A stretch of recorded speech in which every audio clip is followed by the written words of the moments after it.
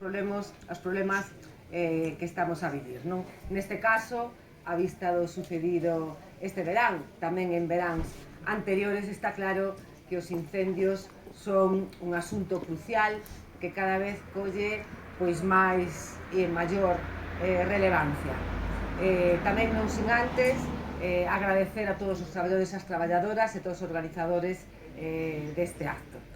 E ben, analizadas as causas na mesa anterior, toca agora por enriba da mesa pois propostas e medidas que dean resposta a un problema que ameaza de maneira pois moi grave ao noso patrimonio natural, aos nosos recursos productivos, como falaba Marina no tema da gandería, sino tamén os bens esenciais, as casas das que tamén tiveron esa problemática nesta comarca e que comentaban as propia alcaldesa de Vilar de Bos. Bens esenciais e tamén, por que non decilo, a propia seguridade das persoas, non?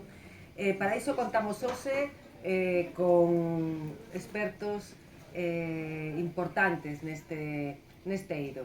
Teño o amigo Jacobo Feijó, que é responsable de desenvolvemento rural do sindicato labrego de Unións Agrarias, perdón, eu estou así, non é dicir, sindicato que se refería a nese caso de Unións Agrarias, presidente tamén de Asefoga e enxeñeiro de Montes por a Facultad Politécnica de Madrid, por a Universidade Politécnica de Madrid, pois un amigo desta casa. Tamén a Raquel Carreira, presidenta da Asociación de Enxeñeiros e Enxeñeiras Forestais da propia Xunta de Galicia, enxeñeira técnica forestal e tamén agrónoma, traballou no ámbito educativo, coñece ben do que vamos a falar porque presta servicios, prestou na Limia, en Ourense, entón coñeces ben esta zona como técnica e agora presta servicios en Lugo. E tamén temos a Claudio Quintián, que é presidente da Asociación de Terras Comunitarias, do Instituto Galego de Terras Comunitarias, e conta con 40 anos de trayectoria laboral como asente territorial do distrito en Pontevedra, creo que era o distrito 19, se non recordo mal, e tamén profesor no Centro de Investigación Forestal de Lourizán.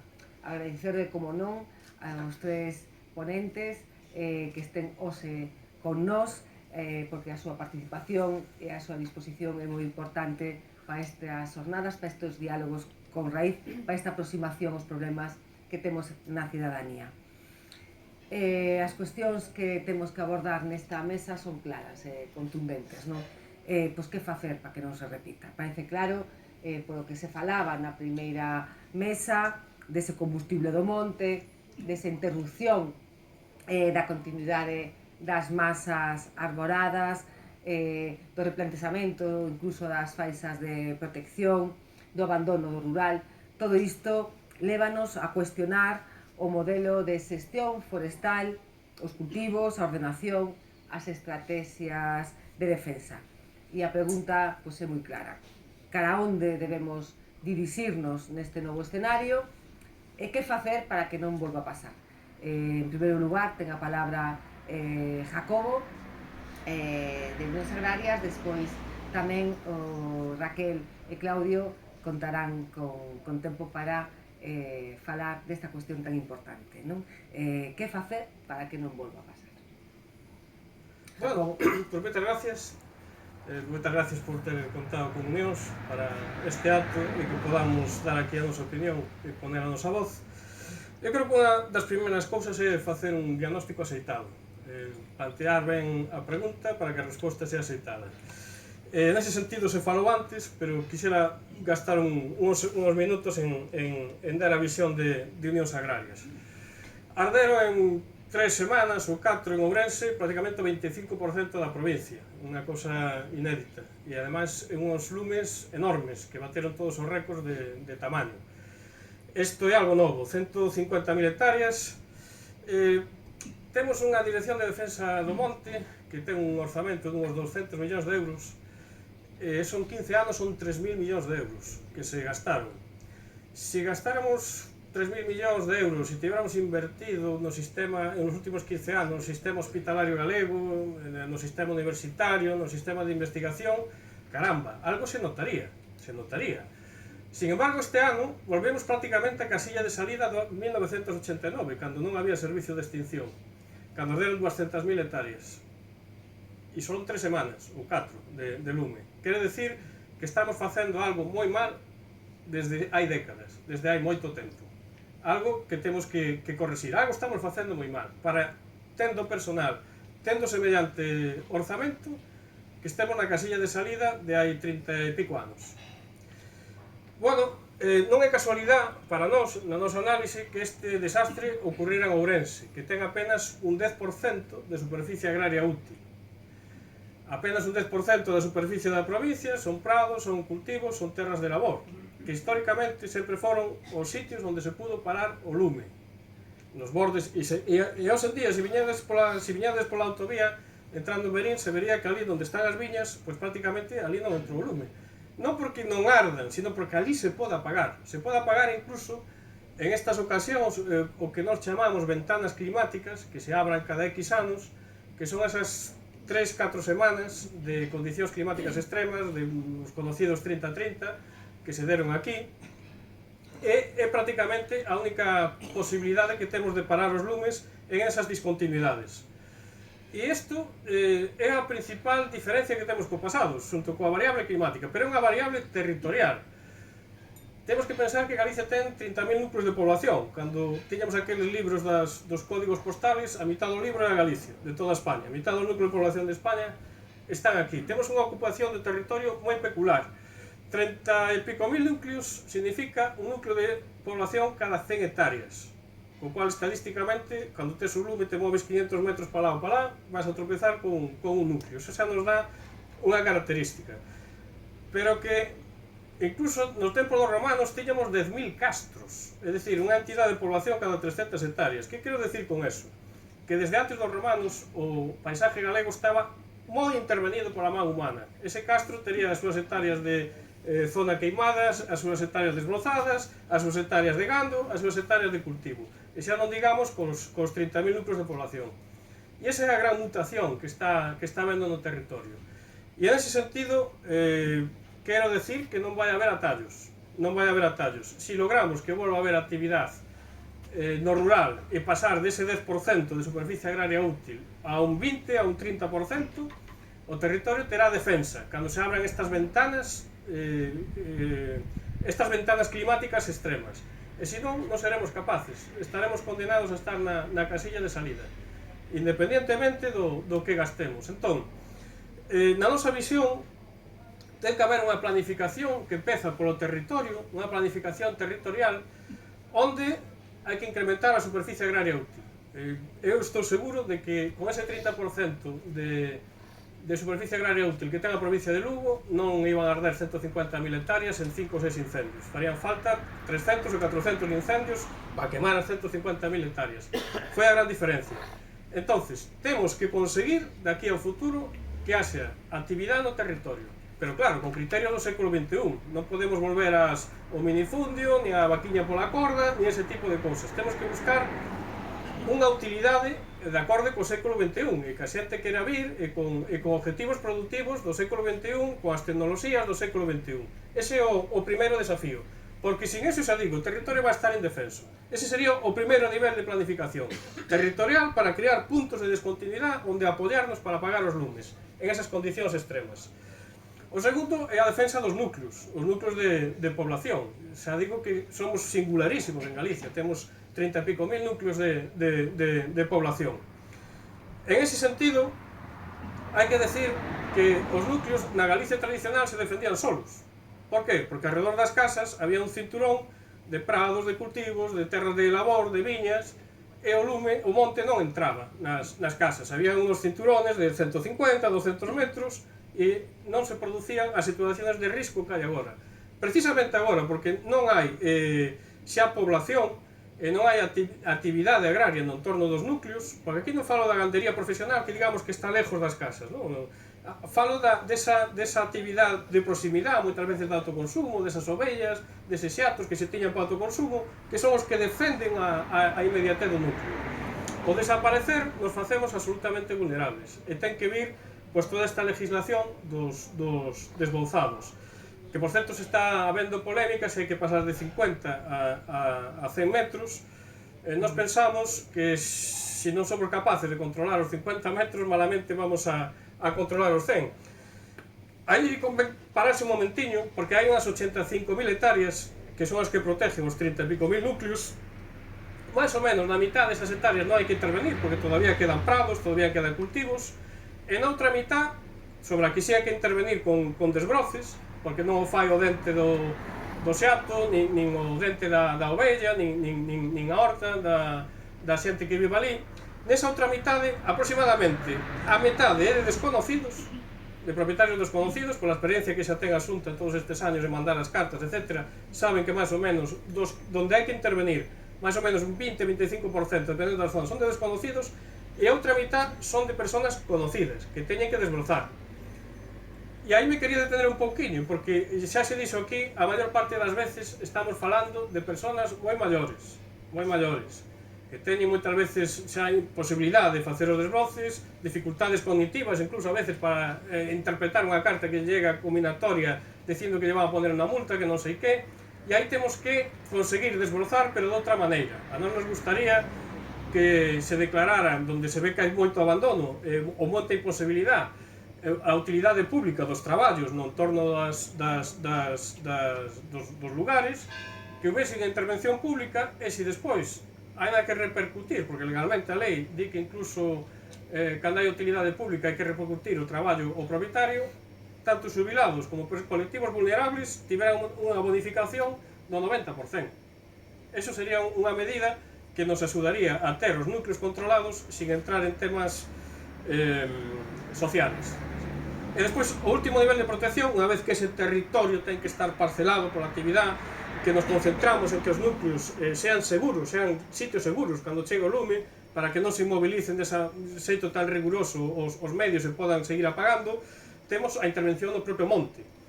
É importantísimo que, efectivamente, que haxa silvicultura preventiva, que haxa un cambio de planificación. Moita xente me decía estes días que tiña mellor monte vecinal con 500 hectáreas de pino, e decían, xa non queremos máis 500 hectáreas de pino, vamos a ter 350 e 150 de pastizales de arredor.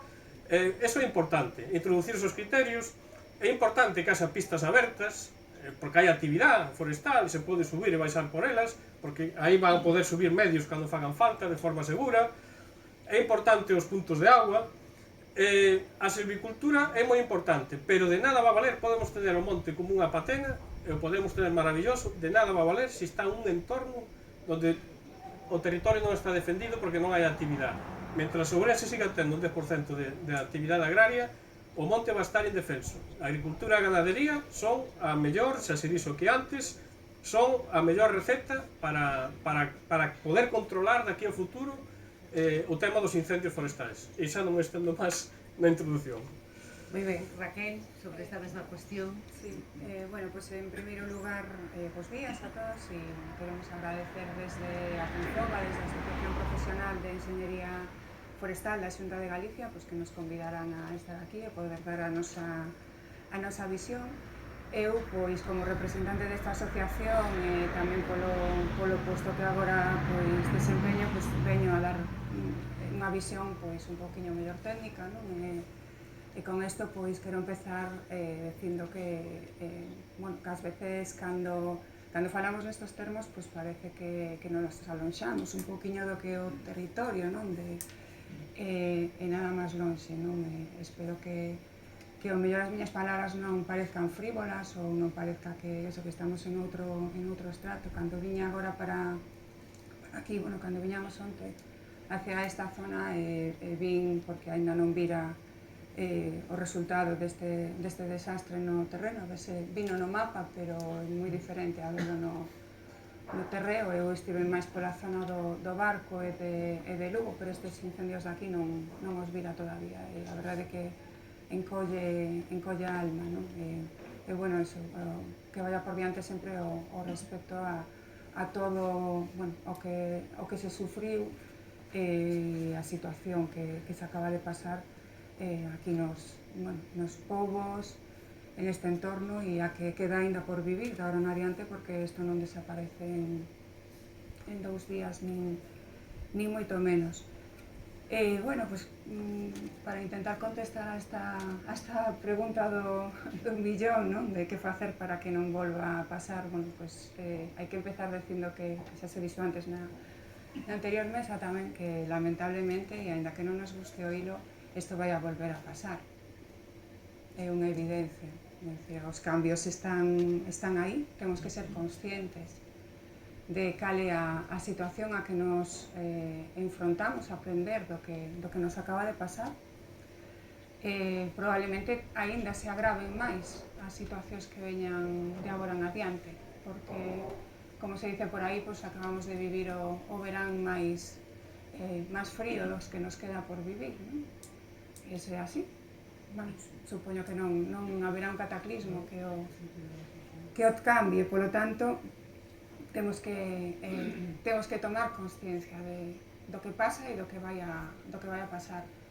Pero nos avisando estes últimos anos xa, todo o que estivo pasando no mundo, temos exemplos en Bolivia, temos exemplos en Australia, temos exemplos en Canadá, temos exemplos na conca mediterránea, en países como Grecia, como Italia, incluso nos nórdicos, en Suecia, que viviron hai 2 ou 3 anos un episodio de lumes que era impensable. Temos Portugal, aquí ao lado. Falo de episodios pasados, non? Que foron moi graves. E mesmo, en esta provincia, no tempo que levo traballando, xa é a segunda situación, 2 que se declara a nivel provincial. Non para un lume en concreto, ou 2 lumes en concreto, ou 3, senón a nivel provincial. Eso dá idea, pois, da gravidade, non? Que se vive non en unha parte concreta, sino en toda unha provincia, ao mesmo tempo. Os números de grandes incendios forestais está aumentando. Non todos son incendios de sexta xeración, que agora se fala moito deles, poden ter algunha fase que entra dentro desa definición. Moitos deles sí que xa foron incendios de sexta, e son incendios que son moito máis agresivos. É dicir, que o cambio de comportamento con respecto aos incendios que viñamos vivindo ata agora é moi evidente. Son moito máis agresivos, moito máis rápidos, e temos que cambiar a forma na que nos vamos a enfrontar a eles. Se a este comportamento máis agresivo lle engadimos a simultaneidade que acabamos de vivir, pues obviamente os sistemas van a telo moi difícil para poder enfrentarse a eles e atallalos, porque non hai recursos que cheguen, non vai a ser sempre unha cuestión únicamente de medios, que tamén influyen, obviamente, pero creo que hai que abordarlo xa desde outra perspectiva, hai que abordarlo xa desde outro tipo de planificación do territorio e de outro tipo de organización do propio sistema, e tamén desde a población, desde o concepto, a percepción que ten a población respecto ao risco que corremos nos incendios forestais. Non creo que isto vaya a cambiar, que podamos evitarlo, pero sí que o que onde podemos actuar quizás é en minimizar pois os efectos ou as consecuencias que teñen estos lumes que van a vir, pois sobre todo sobre o territorio, sobre o medio ambiente, sobre as actividades económicas, sobre a población, sobre os povos, sobre o propio estrés e a ansiedade e o perigo que nos enfrontamos tanto a poboación como os medios de extinción, que tamén os sufrimos a nosa maneira. E como facemos? Bueno, pois é unha pregunta moi complexa, non? E, por lo tanto, tamén ten resposta complexa e que hai que abordar desde moitos puntos de vista. Está claro que os incendios teñen un carácter transversal e, por lo tanto, non existe ou non se van a solucionar este problema solamente con política de incendios ou política forestal única e exclusivamente, que non existe, por certo, sino que é un elemento que hai que incluir en todas as políticas, en todas, incluso, pois, por poñer un exemplo máis tonto, pero incluso a Consellería do Mar ten algo que decir aquí, vale? Porque aínda que non vai haber un incendio forestal, no océano vai a sufrir as consecuencias dos incendios forestais. Por lo tanto, temos que integrar a política contra incendios en todas as políticas e en todos os instrumentos, incluso nos urbanísticos, vale? Nos da ordenación do territorio. Temos que facelo, que todos temos que ser partícipes. Por outro lado, como xa se decía antes na outra mesa, xa non somos capaces de chegar a todo o territorio, de actuar en todo o territorio. Quizás a longo plazo ou a medio e longo plazo sí, pero agora mesmo temos que ser máis quirúrxicos, temos que facer unha planificación, é dicir, cambiar a forma de facer a planificación preventiva que tiñamos ata agora, ser máis quirúrxicos e que sexa máis estratégica, é dicir, que actuando en determinadas zonas do territorio poidamos proteger a máxima superficie posible, os máximos polos posibles, etc. Esta planificación, obviamente, ten que facerse en base ao coñecemento que temos, tanto dos incendios como do territorio. E donde non coñecemos, como decía antes Juan Picos moi acertadamente, ¿no? Que moitas veces danos máis medo o que non coñecemos que o que coñecemos, é unha moi boa frase, temos que aportar recursos para poder coñecer, para poder ter coñecemento, tomar decisións en base a ese coñecemento. Temos que coñecer o territorio, por suposto, vale? E isto falo a un nivel de poder elaborar esa planificación preventiva. Eu non podo planificar o mellor para unha área pequena, pero a outra escala máis grande que necesitamos, porque non podemos incidir solo nun territorio, nun punto, temos que facelo desde moitos niveles. Entón, para eso necesitamos coñecer como é o territorio, como se comportan os lumes, cales son as causas e as motivacións dos lumes en cada un dos sitios, e elaborar esa planificación. E é moi importante tamén ter en conta a población, é dicir, instaurar canles de participación pública na que as persoas que están en contacto co territorio, que están no territorio, que viven del, dun xeito ou doutro, poidan dar a súa visión, poidan trasladar a quen despois elabora esa planificación e toma esas decisións, cales son as súas necesidades, aportar tamén o seu coñecemento en isto. A través, pois non sei de que maneira, a mellor mesas de participación ou que sexa, pero hai que tela en conta. E aí ven moi ben creo que moi ben o título desta xornada, ¿no? Que fala de diálogo. E fala de diálogo, bueno, somos moitas as partes que estamos implicadas aquí. E casi todas, eu creo, ou todas, somos parte do problema e podemos ser, a través do diálogo e a través dese coñecemento e dese estudo, podemos ser tamén partícipes da súa solución. E logo ten a segunda parte que é a de raíz, non? E raíz, ao final, é o territorio. A raíz é, desde calquera das súas acepcións, dos seus significados, a raíz é o arraigo a un sitio, non? A persoas que moi valientemente ás veces pois deciden quedarse no medio rural e vivir del, non? A raíz, no caso dos forestais, non? Do noso traballo, pois tamén o é todo, porque a raíz é o que sustenta as árbores, os bosques, o que sustenta 2/3 do territorio, non nos olvidemos, vale? E o resto do territorio depende, como ben dixo Marina antes, depende do sector forestal. O sector forestal estivo sempre e debe seguir estando moi imbricado co sector agrícola e co resto dos sectores, vale? Entón creo que bueno, é moi acertado, seguro que para as outras mesas tamén, pero neste caso creo que nos ven moi ben, que nos marca moi ben a liña, non? Este título desta xornada. En base a todo isto, temos que zonificar o territorio, ver cales son as áreas que teñen máis risco e actuar, polo menos neste curto prazo, actuar xa directamente aí para prepararnos para o seguinte episodio, que pode ser mañá, porque isto ainda non rematou. Esta campaña ainda non rematou, ainda estivemos a semana pasada con un incendio de 2000 e pico hectáreas en Pantón. Situación 2 é moi complicado, ademais, Así que non sabemos cando, hasta 31 de decembro non sabemos facer valoración, non, da campaña, porque aínda queda, aínda pode quedar.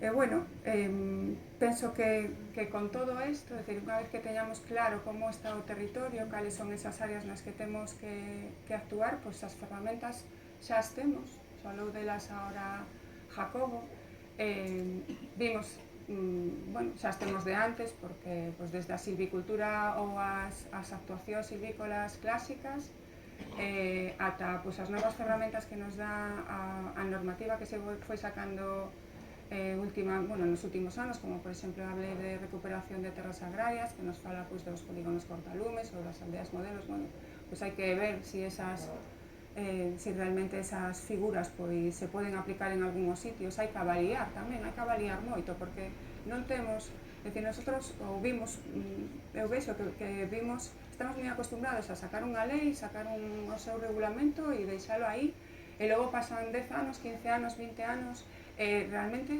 vale, aplicouse, é efectivo. Que grado de efectividade conseguimos coas medidas que están recollidas na lei de incendios, por exemplo, que é do 2007, e é unha lei moi boa, pero temos que medilo para ver se temos que cambiala ou se temos que adaptala, non o sabemos. Vale? Entonces, creo que ese tamén é un punto importante. E logo, esta planificación preventiva tamén hai que facela de xeito dinámico, porque non nos vale tampouco declarar unhas zonas de alto risco no ano 2007 a nivel de concello e deixalas aí. E agora seguimos tendo concellos que ao mellor pois, habría que avaliar se realmente son de alto risco ou non o son, e outros que ao mellor non están nese listado e que si o son, e que influye moito nas medidas que hai que tomar de cara á prevención, de cara á extinción, influye tamén pois, nas axudas que ao mellor se reciben por parte de institucións, etc. E, bueno, para rematar xa, que perdón que me estendo moito, pero gustaríame lembrar, non sei se coñecedes bueno, se vistedes unha entrevista que a mí me gustou moito hai tempo, que lle fixeran a Oliver Laxe, o director de cine, que oxalá nos traiga agora un Óscar para os Ancares, non? E lembro que ele estaba na casa da súa familia e tiña detrás a típica foto que hai en moitas casas, que se facía pois desde unha avioneta e aparecía a casa coa zona das hortas. Dixe unha frase que me pareceu brillante, que esa foto da casa dos seus pais, da casa dos seus avós, dos seus antepasados, representaba a aldea do futuro.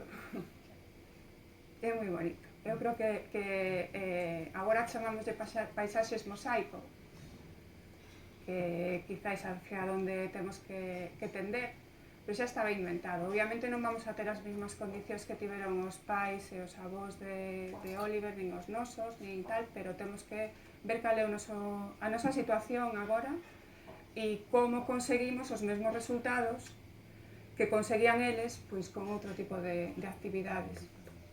E nada, perdón por este terme. Nada, Raquel. E agora tocalle a...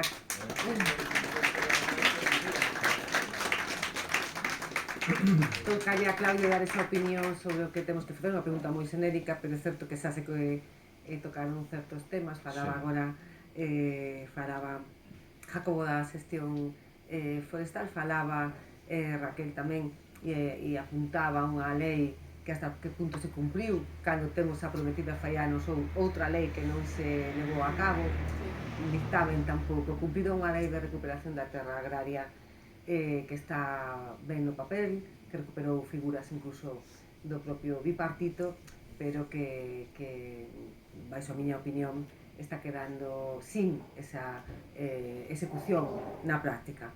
Entón, Claudio, a túa opinión sobre esta cuestión, sobre que facer en Seral? Bueno, antes de nada, non sei se hai alguén de Oimbra por aquí. No? Bueno, non era para mandarlle un recado á alcaldesa de Oimbra e, en primeiro lugar era lembrar aos feridos nestes lumes, non? Unha lembranza para todos eles. E máis concretamente, cando falo de Oimbra, porque, vamos a ver, quen prende lume de forma intencionada ou incluso neglixente, que non tomas precaucións e eso, pois, lóxicamente está baixo a vista judicial, non? Vai a responder judicialmente.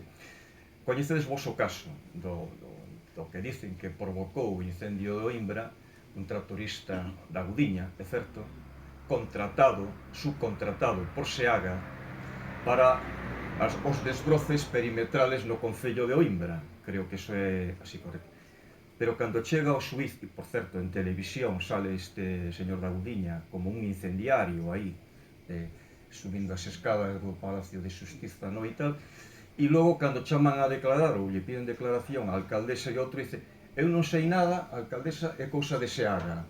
E o de Seaga, si, o subcontratamos, pero nadie lle mandou ir esos días porque facía moito calor.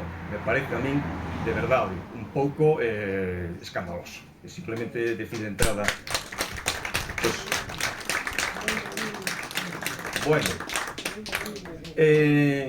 a ver, a cuestión sobre a pregunta, no, que facer, desde logo temos que ver un pouco como está o territorio. É dicir, aquí falouse moito xa de medidas que son, coincido con todas elas, as que se foron expoñendo na primeira mesa e as que se aportaron agora. Pero que hai un problema de xestión do territorio, é dicir, e non hai unha política para o territorio e moito menos para o Monte Galego. Non existe esa política. Eu tiña uns datos aí que xa os teño memorizados, que son claves, non? Penso un pouco para darnos idea da situación pola que chegamos aquí. Mirad, un territorio que ten 11 millóns de parcelas. Vamos a situarnos.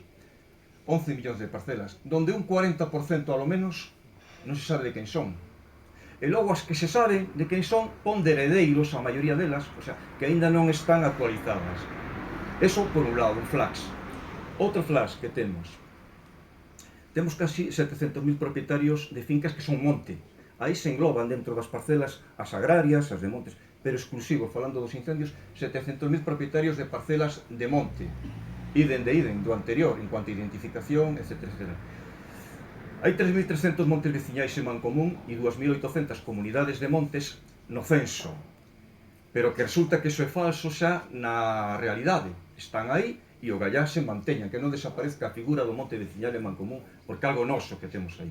Pero das 2.800 sabemos que hai 1.000 que xa non funcionan, porque non hai comuneiros nin comuneiras.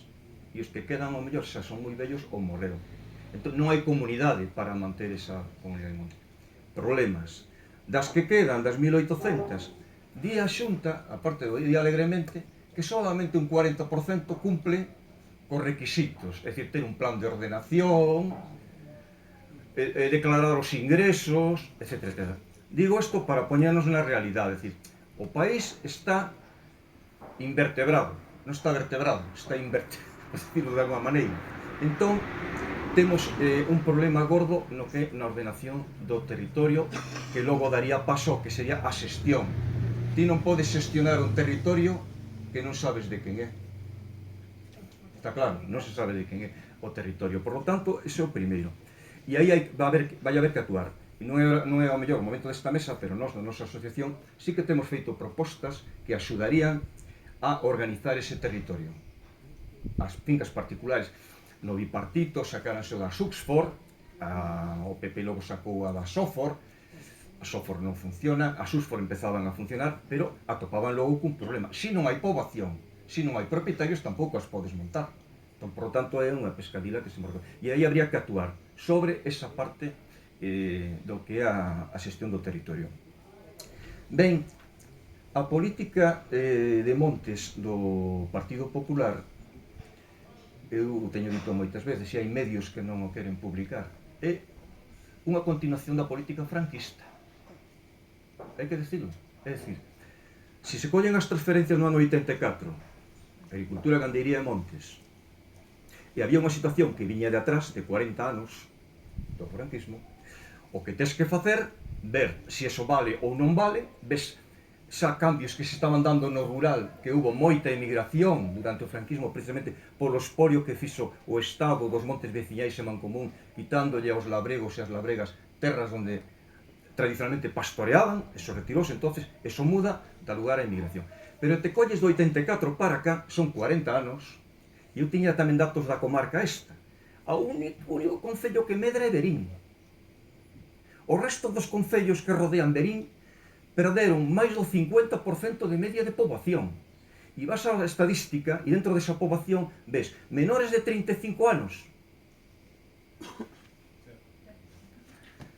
maiores de 55 anos, 60-70% para arriba. Entón, a mí me gusta falar moito cos xeógrafos e cos que recollen estes datos. O sabe a Xunta coñece estes datos perfectamente. Entón, a cuestión é que ti se no ano 84 ves que hai un decrecemento, que hai un deterioro, que hai un abandono, son 40 anos. É dicir, bueno, quitando os lapsus do goberno bipartito, que se intentaron poñer medidas, e teño que tamén botarlle un aplauso a aqueles 2 anos do bienio de Laxe e de Xineiro, porque Xineiro foi o que puxo en marcha a lei de montes veciñais e Mancomún, consensuada con todo o sector, e non se volveu a tocar ese asunto. E o regulamento despois. Por lo tanto, é dicir, son medidas que empezaban a poñerse, pero que logo non tiveron continuidade. Por lo tanto, a ver, temos o territorio como temos, e temos que darlle a volta a iso. Eu quero ser optimista, porque senón, hacia o pesimismo non vamos. Vale, vamos ser optimistas. Mirade, falaba desde legislación. A lei de recuperación de terras agrarias, non vamos a discutila, pero moita dos que estades aquí sabedes de que vai e que aportou esa lei hasta este momento. O Banco de Terras. Hai unha cousa que si me interesa moito e non xa temos discutido. No ano 97 aprobouse o Plan de Comarcalización de Galicia. O das 53 comarcas. Bueno, te colles estas comarcas do interior, todas teñen unha cabeceira. A idea era que tivera unha cabeceira que servira de dinamizadora de todo o contorno. Non o que fixo Fraga de crear as fundacións comarcais, porque cando falamos de comarcas, non temos experiencia de Fraga das fundacións. Eso eran chiringuitos que se montaron e morreron porque eran caciquiles e serviron para o que se quere. Pero a comarca, como entidade, con cabeceira de comarca, con servizos concentrados en esa comarca, que non é meter máis funcionarios, sino cos propios funcionarios redistribuílos e agrupalos en esas comarcas, onde está o hospital comarcal, onde está un edificio onde están os servizos agrarios, os servizos de montes, os servizos de... E non para estar sentados aí agardando a que me veñan a ver que queremos facer. O sea, o propietario, que é o que fai actualmente a Xunta de Galiza, co sistema actual de distritos forestais, por exemplo, etc., está aí agardando a que lle vai ao propietario ali a pedir ou a decir, ou a comunidade de montes e tal. Eso non vale. Como non vale tampouco os GDR como están dimensionados actualmente. Como non vale o AGADER. Porque son, o dicen así, para a Asociación Galega de Desenvolvemento Rural. O desenvolvemento rural. Quen está traballando polo desenvolvemento rural? Sentado nun sillón agardando a conceder unha subvención e con eso xa cubrimos? Non. É dicir, estou metendo o dedo na llaga dos problemas que logo nos conducen a esta situación que temos. Por lo tanto, nesta primeira parte da intervención, deixar todos esos datos porque son datos de partida e sin eles non podemos avanzar. Aquí fai falta, nestes momentos, pensamos nós, na nosa asociación, un diálogo que se ten que dar na administración máis cercana ao problema que é o Concello, os concellos, non? As diputacións tamén, evidentemente, no Concello. Agora, con estes grandes lumes, o presidente da Xunta e algún directivo da administración mantivo reunións para ofrecer axudas e subvencións. Sí? Axudas e subvencións. Fomos rapidísimos, xa se están dando axudas, están dando subvencións, reconstruccións de vivendas, que nos parece estupendo, das propiedades, etc. etc. Isto vai quedar aí. O sea, unha vez que cobre estas subvencións, vai quedar aí. Porque vos lestedes as 50 medidas que propón o Partido Popular para despois dos lumes. Leunas alguén? Eu sou un pouco masoquista nese sentido. Leinas, non?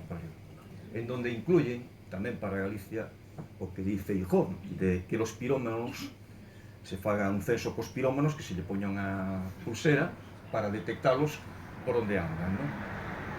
Bueno, verdadeiras alucinacións, pero logo que despois ves as medidas que propoñen e non poñen medidas de futuro. O sea, siguen pensando en manter o que temos, que vai a ir a peor. Eso sí, vamos a prepararnos porque saben que vamos a ter grandes lumes. Entón xa están pedindo unha UME, están pedindo multiplicar os medios de extinción, máis helicópteros, máis hidroavións, máis avións e tal. Todo vai centrado no medo do que vai a vir, da extinción. E a organización do territorio non a vamos a cometer despois do que pasou. Non vamos a poñer medidas a disposición dos concellos para que con diálogo, por exemplo, o Concello de Ríos, que se reúna con todos os sectores afectados e non afectados, porque poida vir, e ver como está isto. Estes núcleos rurais que quedan van a seguir as pensas de ter que chamar a UME porque o lume chega ás portas das casas, ou é un momento agora desos, como decía Jacobo, os 32.000 lugares que hai, que por certo é ver 2.000 ou 3.000 ou 4.000 xa sin ninguén, están abandonados por completo, que tamén van a arder xa porque están cobertos de silvas. Por que non empezamos a actuar, por exemplo, sobre o prioritario que sería núcleos de población do rural, agora, digo, neste inverno, e dimensionar o sistema defensivo, por decirlo así, deles. Porque senón, cando volvan os lumes, vamos a estar na mesma. Vamos a ter que ir aos núcleos rurais e deixar que arda todo o territorio.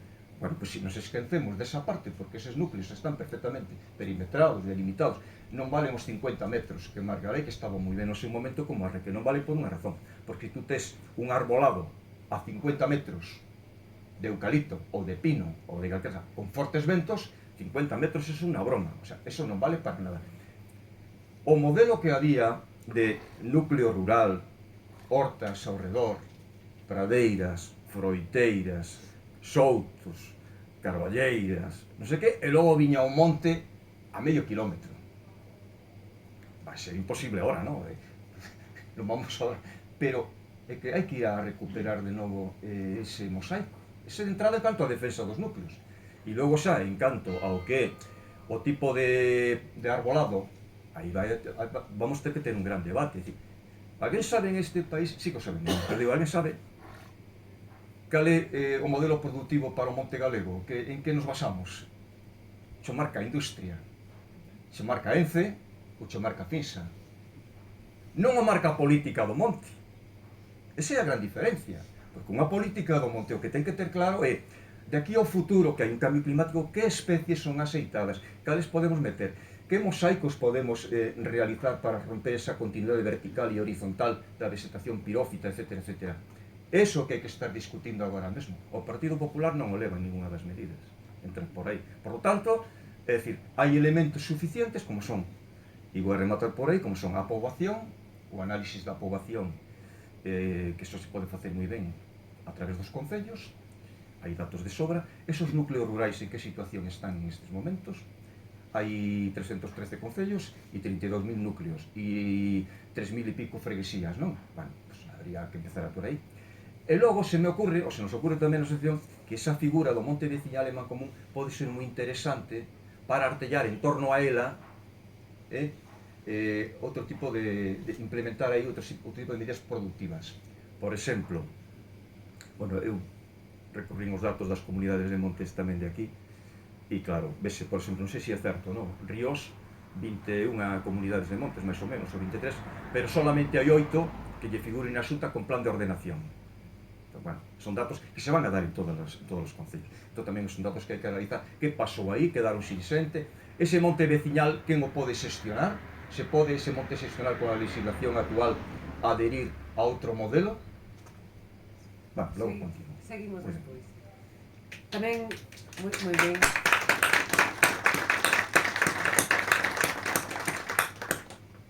Agradecer a José Ramón de Unións Agrarias que se incorporara tamén agora a esta mesa. Jacobo Feijóo falaba desa necesidade de implantación agrogandeira forestal con novos sistemas modernos, que non era a agricultura e gandería de fai anos, pero tamén queremos incidir en este diálogo con raíz en unha cuestión que antes se abordaba da problemática que este ano e outros anos existía sobre os sistemas de extinción, porque as condicións climáticas obviamente son as que son, en algúns casos húmedes esta xeración, carga excesiva de combustible, da que tamén se falou, que isto pois, pode ser o verán máis fresco dos próximos 40 anos, non?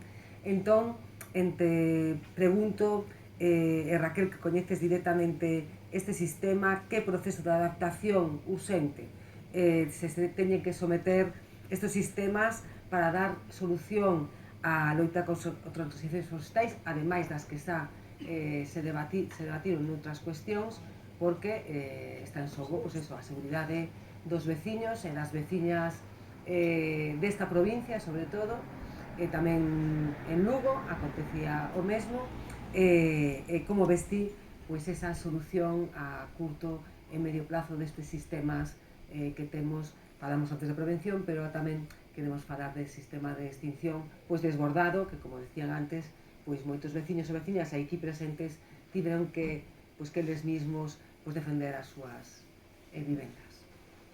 Pois, moitos veciños e veciñas que se viron nesa situación terrible. Hai tamén aquí moitos compañeiros e compañeiras que forman parte do servizo de extinción e que están tamén máis ou mellor a pé de lume do que estou eu, que non sei quedar máis nos centros de coordinación ou nos postos de mando avanzado, e eu creo que bueno, se falas con eles, ainda estamos, como decía antes, inmersos na campaña, co cal tampouco nos deu tempo todavía a facer un análisis bueno, calmado, sosegado, máis en profundidade do que pasou, polo menos a min, pero sí que falamos moito, porque necesitamos moitas veces esa terapia entre nós, non? De contarnos que pasou. Hai moitísimas, van saindo, pouco a pouco van saindo moitas anécdotas, moitas situacións críticas que viviron e que, bueno, afortunadamente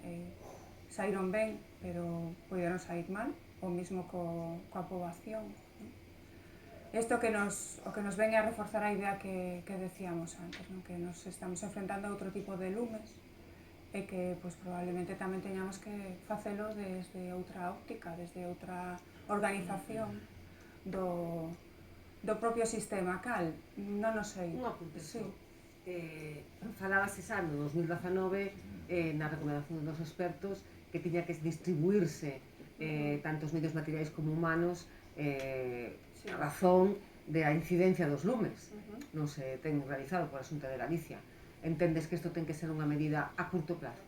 Sí, entendo que ten que ser unha medida a curto plazo, pero ten que ser baseada en algo. É dicir, obviamente temos os datos e a provincia de Ourense gaña por goleada, non? Está clarísimo, e probablemente non se debe tan boa parte do reparto como debería, pero, bueno, levase varios meses, anos, incluso falando de unha reestruturación non solamente do servizo de incendios, sino porque nós estamos moi ligados a montes e a medio ambiente tamén, é dicir, as nosas competencias son, agora mismo, son moi amplias. Tanto tratamos temas de montes como tratamos, por lo menos no noso caso. Entonces, levase xa anos facendo propostas que logo nunca chegaron a levarse a cabo, de como se reestruturaría todo o sistema, todo o servizo, e bueno, pues creo que é algo que hai que poñer en riba da mesa xa. Moitas gracias. Outra pregunta que xa nos queda pouco tempo, e creo que Jacobo e Claudio poden apuntar algo en relación a este tema. A relación entre as administracións públicas, en concreto a Xunta de Galicia e os propietarios da terra, pois eu creo que é clave, non? Nesta cuestión. Temos moitos montes conveniados que xestiona a propia administración e que tamén arderon, non? Pois eso, en que punto se atopa esa relación e que cambios crees que se ten que producir nesa cuestión, non? Jacobo, e despois... Bueno, unha serie de medidas que se tomaron, por exemplo, a lei de mobilización de terras, ou a figura do sófor. Cando foi a sófor, nós dixemos que ese era un neno que nacía morto, que era un disparate, que unha agrupación de propietarios estivera baixo paraguas dunha sociedade limitada, desa figura societaria. Aí están os datos. Pasaron, non sei se 15, 20 anos, e non creo que haxa máis de 1000, 2000 hectáreas. En xeral, as medidas que veñen da Lei de Mobilidade de Terras están ben intencionadas, pero non acaban de arrancar, non acaban de funcionar. A un ritmo de 1000 hectáreas ao ano, pois 1 millón de hectáreas forestales en 1000 anos, sí, as teremos agrupadas. E en canto aos montes veciñais e ban común, hai un serios déficit de xestión en xeral, están aportando menos do que podían aportar ao sistema forestal galego. Son dos 10 millóns de metros cúbicos de madera que vimos producindo, debe estar no entorno do 1,5 millón, cando representan unha terceira parte da superficie forestal. Hai moito que mellorar. Despois tamén hai moito que mellorar no tema das frondosas, caducifolias. Temos 600.000 hectáreas de especies autóctonas, que é o grupo de especies máis numeroso dentro do arbolado que temos, e apenas generan un 3,5% das cortas de madeira. Temos un déficit enorme aí de xestión no que mellorar, e aí a Xunta se ten que involucrar. Aí hai moito traballo que facer, tanto, xa digo, os grandes nichos de traballo que temos están en conseguir que esa superficie de frondosa caducifolias aporte e en dinamizar moito máis os montes veciñais, sendo conscientes das limitacións que temos e de que moitas comunidades pois están quedando sin prácticamente xente. De todas maneiras, quería dar, se me permites, un paso atrás. Unha vez iba no coche no ano 2014, iba escoitando e lle preguntaron a Mariano Rajoy como acabaría con el paro, e dixo, creando empleo. E entonces decía que o gran reto que temos aquí é que non temos superficie agraria útil. Entón, que podemos facer para que haxe máis superficie agraria útil? O primeiro, que a xente que está na actividade que non se marche. Para iso ten que ter apoio, sobre todo os que sufriron directamente os lumes, que quedaron sen pasto e quedaron sen posibilidade productiva ou sin castaña nos próximos 3, 4, 5, 10 anos. Hai que artellar medidas que realmente atenden a estas persoas. Temos que modificar moitos aspectos prácticos da PAC. Se o Reglamento Europeo te permite unhas axudas de agroambiente e clima ou de zonas con limitaciones naturales, un abanico entre 200 e 600 euros por hectárea, intenta pagar 600 e non 250. Aí temos un marxe de mellora para que a xente teña renta e se sinta apoiada. Hai que facer o que eu chamo a carta aos Reyes Magos, que era eso que nos decía Juan Picos as zonas estratégicas de xestión. Hai que pedirle aos técnicos que nos marquen as zonas estratégicas de xestión onde hai que intervir para ser máis eficaces, sabendo que non as vamos a poder aplicar directamente, porque entre a teoría e a práctica va a haber un monte veciñal ou miles de propietarios particulares, pero si sabemos onde tendremos que centrarnos. En ese monte veciñal vamos a negociar para que fagan un pasteiro, para que lle cedan a ese gandeiro que ten ali, que se poden manter esas hectáreas, que xa nos van a facer de cortalumes. Aí si hai que facer un cortalumes, decapar o suelo, porque hai que facer unha infraestructura de 50 metros de ancho, pois se non hai acordo incluso expropiar, se ten que ser unha infraestructura pública, ou compensar a comunidade de montes. O Estado por hectárea saca tanto cos pinos e se fai un cortalumes para proteger o seu ou dos demais, vamos a compensar a diferencia de produción, ese tipo de fórmulas, pero tendo xa ese plan estratégico para ser eficaces. E despois me niego a resignarme a que, habendo un servicio de extinción entre 3.500 e 5.000 efectivos, non podan apagar. Por que non poden apagar? Non poden apagar porque siguen os protocolos e os procedimentos de sempre nun territorio que mudou. E o servicio colapsou en Galicia, colapsou en Extremadura este ano, colapsou en Portugal, colapsou en Castela e León, seguramente por causas diferentes, pero nos interesan as de Galicia, as nosas. Entón aí tamén hai moito que mellorar e va a haber que apagar os lumes de outra maneiras. Cando veña, sobre todo, nas condicións normales apagan, e hai bons ratios. O ano pasado deron 2.700 hectáreas, comparemos con 150.000 deste ano. En condicións normales o servicio funciona, pero temos que preparar para estas condicións extremas e ver como apagamos os lumes. A veces, ao mellor, habrá que deixar arder zonas que sabes que é perder o tempo aí, ir a esperalo nunha zona onde tes un pasteiro ou un cortalumes ben mantido, onde te podes apoiar. Temos que cambiar moitas cousas, pero non nos podemos resignar tampouco a a ter un servicio de extinción que colapsa, polo menos sin intentar cousas novas. Gracias, Jacobo. 3 minutos. Bueno, sobre a administración, a ver, todo o mundo sabe ou coñece as administracións que teñen competencia sobre isto. Porque claro, ordenación do territorio ten que ver medio ambiente, medio rural, logo organismos como o Agadir, en fin. Pero cada un anda por separado. Entón, si todos estes organismos teñen que actuar sobre un territorio, alguén os terá que poñer de acordo e os planes que se elaboren ten que ser planes para ese territorio, planes consensuados que afecten a esas administracións públicas. Non se fixo nunca. A nivel de concello, por exemplo, leí outro día que os concellos afectados, pois, as reunións que mantiveron coa Xunta de Galiza, quitando das subvencións que xa viñeron moi rápido e salimos na foto e non sei que, alguén sabe cal é a orientación que se lle quere dar a ese terreno queimado para o futuro? Non dixeron nada. Entón, pero vamos a ver, deixalo aí, cobramos, vale, e teñen que cobrar a xente, e deixámolo así. Esas 30.000 hectáreas dun incendio, 20 e tal, é un territorio impresionante, decía Jacobo, que era o 25% ou o 10% de Ourense, non? É unha barbaridade. O que hai que facer é, neses concellos, crear un grupo estable, porque isto vai a durar anos. Ese grupo permite un seguimento do que se está facendo. E planificar cos técnicos, si queren, a Xunta de Galiza, non vamos traer empresas privadas, digo eu, a Xunta de Galiza, e planificar ese territorio. E hai que ver o seguinte, home, Chandresa de Queixa, 400 e pico habitantes ten agora. Reunión, eu tería unha reunión en Chandresa de Queixa con esa veciñanza e diría, todo isto que ardeu, hacia onde o vamos a orientar no futuro? Cantos gandeiros hai aquí que necesiten base territorial, por exemplo? Hai que falar coa xente do lugar que se vai a implicar, que é o que decíamos na outra mesa, e tamén se repetiu agora, que son os que van a xestionar o territorio, os que queden aí. Non vai a ser o rollo de que a Xunta contrate unha empresa sempre para que vai a desborzar aquí ou alá, que terá que facer un caso.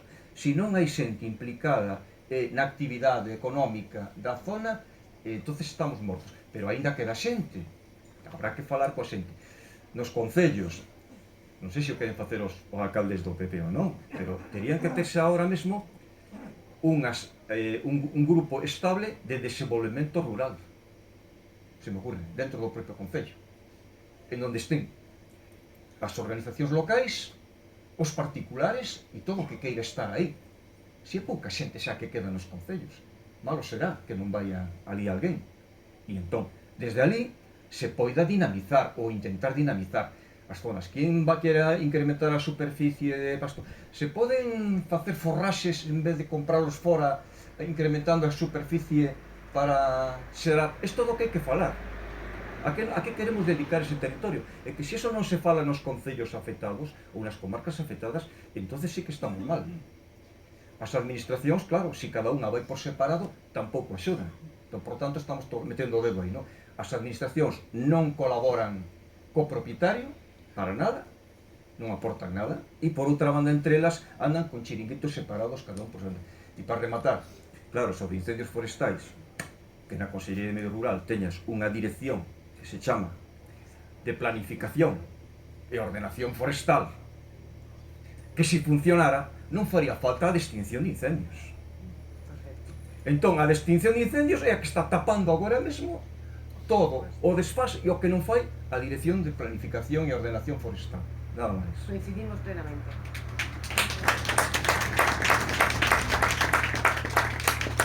Bueno, como estas son as 2 menos cuarto, pues un par de preguntas. O noso secretario xeral, José Ramón Besteiro, pues fará unhas conclusións desta Diálogos con Raíz. Celso que foi alcalde de Maside. Hoxe estou de izquierda. Xa che ves? Vou vos poñer o exemplo de como cae coordinarse as administracións para ordenar ben o territorio e impulsar o medio rural. Dado que estamos nesta comarca, Concello de Vilar de Bos, Ríos, Agudiña, Mezquita, Na primeira década do 2000, a un organismo que se dedica a impulsar o rural ourensán, que se chama Inorde, coa Diputación de Ourense, elaborou un programa, fondos europeos, para desenvolver a castaña.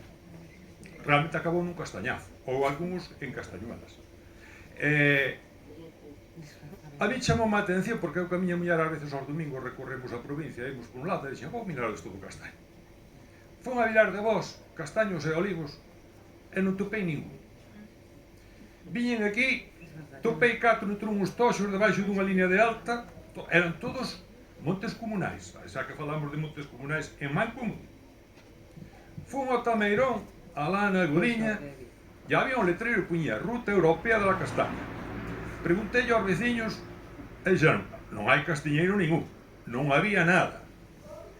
Centro Tecnolóxico para o Desenvolvemento da Castaña, aquí en Ríos, 83.500 euros, recordo ben as cantidades, porque a memoria non me falla, ainda que vou sendo maior, só de material de laboratorio para a investigación da castaña.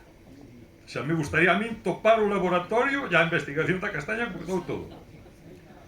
Vou a Vilar de Vos, centro do olivo, unha virguería. A señora que estaba ali, non abría a porta, estaba pechado, tuvemos que chamala ali ao lado, veu, dixo, aquí non hai nada, nos aquí o que levamos, xa non sei o que era.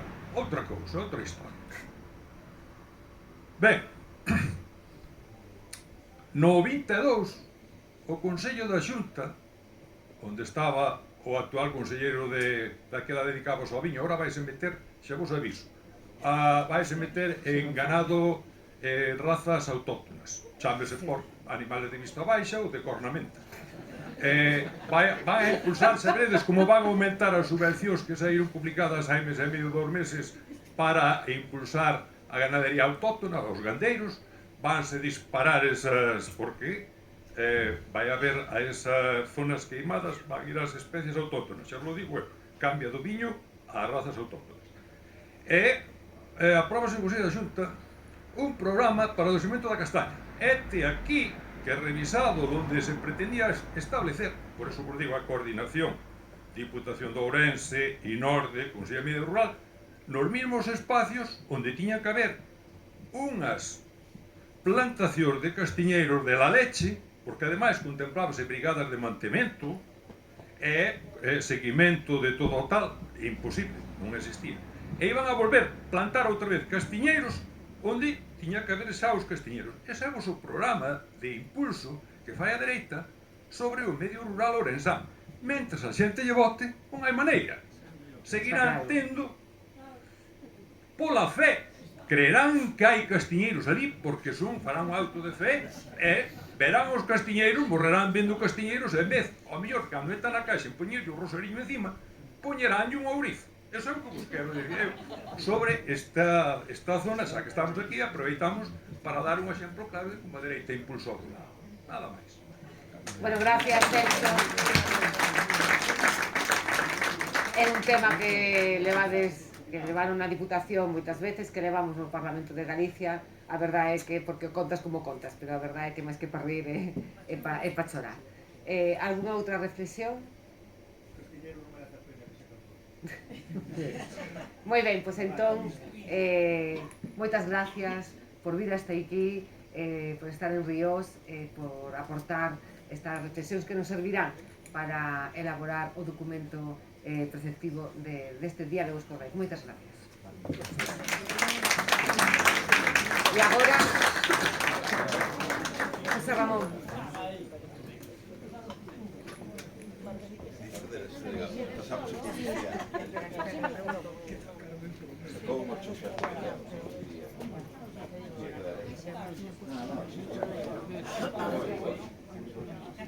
Álvaro, ¿quieres de mano o que te enchufe? No, aquí, sempre tomo notas. Pero desde que te enchufe lento, Non fai falta. Non fai falta porque home, non marchen ora, esperen un pouco. Tardamos 5 minutos, nada máis. É nada, 5 minutos que o acabo rápido, Porque non vou a repetir o que... É verdad que sempre tomo notas cando... Isto é unha cousa mellor que é inédita, non? Vir a unha conferencia e tomar notas. Pero nós tomamos notas nestas xornadas, además, que organizamos, que fai un ano que empezamos a facer estas xornadas, as repartimos por toda Galicia. Estou me centrando neles porque non quero que se vayan. Entón facémolas por toda Galicia. Non lembro se é a 12, creo que é a número 12, non? De xornadas de diálogo sobre raíz, temas que consideramos especialmente importantes. É verdad que afrontábamos esta xornada de reflexión sobre os incendios, pero que ao final, do que creo que estamos todos de acordo, é dunha maneira diferente de mirar o rural, de volver a mirar realmente o rural dun xeito diferente, de non esquecernos do que pasou en agosto, pero sobre todo porque temos unha débeda pendiente con virar a política cara ao rural, que no fondo creo que é onde está o problema. E eu sempre tomo notas do que vai dicindo, porque a estas xornadas hai que vir ca vontade de aprender, non? E é verdad que as persoas que colaboran con nós e que falan nestas mesas teñen muitísimo que aprender. E o que non saben, ademais, é que despois desta xornada xa vamos a permanentemente acudir a xunto deles para que efectivamente nos sigan vertendo o coñecemento, porque é como realmente se corrixen os errores, aprendendo do que mal fixemos no pasado para non volver a cometelo, que é a dúbida que temos agora que a Xunta de Galicia co PP de que non aprende do que está acontecendo, non sigue na mesma línea e cos mesmos errores. Empezaba falando Juan nesta xuntanza, decía, eu quedei cunha frase, só me quedar con unha frase, todas son interesantes, e todo o que dicen é interesante, pero Juan decía que facía falta unha ordenación, ou al menos entendín eu eso, unha ordenación discontinua verde, non? En relación co monte, pois digo dunha forma xenérica, pero creo que non estou fora do fío do que querías decir, non? De que era necesaria unha ordenación. Claro, a ordenación nos leva a unha planificación, e a planificación nos leva tamén a cumplir con obligacións que se xeneran desa planificación.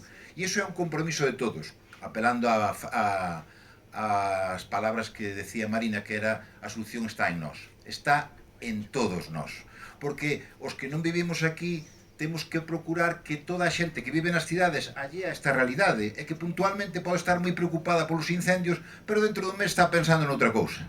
Co cal nós temos a obrigación de trasladar ese discurso todos os días do ano a aqueles lugares donde non nos están vendo e non son conscientes nin perciben esta realidade. Por noso, a obrigación é voltar a mirar esa mirada rural. Por iso, cando despois desta vaga de lume se plantearon as cuestións políticas das reivindicacións, nos dixemos que nós queríamos permanentemente estar no territorio, con iniciativas, ao mellor máis cativas, pero que centraran a opinión e a intención e a visión de todo o mundo centrado aquí no territorio, que é onde hai que traer esa visión. Apuntaba a Raquel, naquela visión de ese mosaico de tal que se vía ben no bo americano, que todos algunha vez miramos, non? O bo americano onde aparecía esa Galicia rural que estaba sendo, onde non estaba abandonada, nunha palabra. Ao mellor non estaba ben xestionada, pero non estaba abandonada, non?